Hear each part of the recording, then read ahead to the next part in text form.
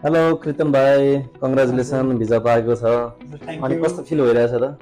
मलाई चाहिँ अब जापान जान लागेकोमा चाहिँ एकदम खुसी भइरहेको छु हैन। जापानमा धेरै चुनौतीहरू हुन्छ, त्यो सबै सबै बुझेको छु। बुझेको छ। अब बुझेरै जापान जान लाग्यो भने? हजुर, सबै बुझेरै हो। पहिलादेखिको ड्रिम पनि हो जापान भनेर। एकदम अब बच्चैदेखि जानु मन लाग्ने ठाउँ थियो र अहिले आएर बिजनेसमा पढेर चाहिँ यो ड्रिम अहिले कम ट्रु हुन लागिरहेको छ। कति कति कति समय पढ्नुभयो तपाईँले यहाँ बिजनेस? म म्याक्सिमम 1 इयर जति 1 इयर जति पढ्नुभयो है। तपाईँले यहाँ बिजनेसमा कसको मार्फत आउनु भएको थियो कि अब इन्टरनेटबाट सर्च गर्नुभयो कि के छ? हजुर, म चाहिँ खासमा इन्टरनेटबाट सर्च गरेर अनि हजुर। दिदीहरूले पनि चिन्नु भएको हजुर, थियो र हजुर। यही सजेस्ट गर्नुभयो र म पनि यही आएको त्यही भएर। यहाँको तपाईँलाई के चाहिँ राम्रो लागेर तपाईँ होइन, अब बजारमा त कन्सल्टेन्सीहरू धेरै छन्, तर तपाईँलाई चाहिँ के को यहाँको काउन्सिलिङको के कुरा ठिक लागेर चित्त बुझेर होइन तपाईँ बिजनेसमै आएर जोइन गर्नुभयो? मलाई चाहिँ सबैभन्दा पहिला यहाँ छिर्ने बित्तिकै चाहिँ यहाँको सेन्सेहरूको बोलीचाली र अब बुझाउने तरिका एकदम राम्रो भएकोले र जे छ त्यही सबै कुराहरू जस्तो खपाउने फुलाउने नभएको कुरा गरेर होइन, सबै साँचो साँचो बोलेर अब आफूले नि त्यस्तै लागेर अनि त्यही भएर जोइन गर्नुभयो है।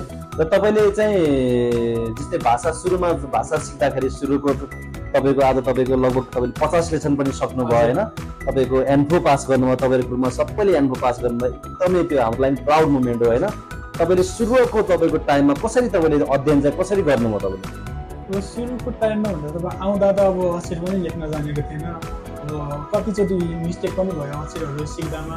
अब 1 मन्थ जति चाहिँ अक्षर राम्रोसँग टाइम दियो र सिकियो। त्यसपछि अब पढ्न याद गर्न भने चाहिँ घरमा यहाँ मात्र होइन, घरमा पनि 3-4 घन्टा आफ्नो टाइम चाहिँ दिनै पर्ने हुन्छ।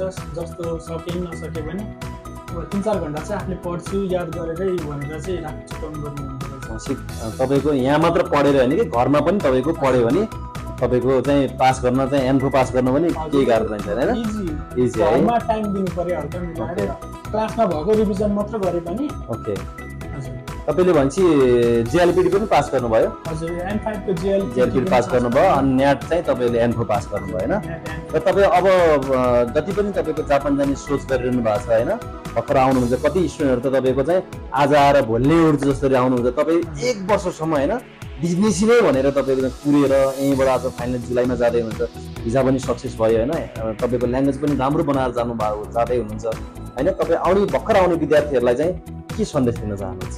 अब भर्खरको न्यू स्टुडेन्टहरूलाई अब जुनियरै भनौँ, अब धेरै हतार गर्नु हुँदैन। आएर चाहिँ अब लगभग 1 वर्ष जति टाइम चाहिँ लाग्छ भनेरै अब पुग्न सक्नुपर्ने हुन्छ। अब अहिले आएर चाँडो चाँडो डकुमेन्ट पेपर वर्क गरेर चाँडै गए मात्र हुन्छ भनेर पनि भएन। फेरि गएपछि गाह्रो हुन्छ, पछि भाषा सकेसम्म यही राम्रो बनाएर जानुपर्छ, टाइम दिनुपर्छ त्यसको लागि। टाइम दिनु पर्यो होइन?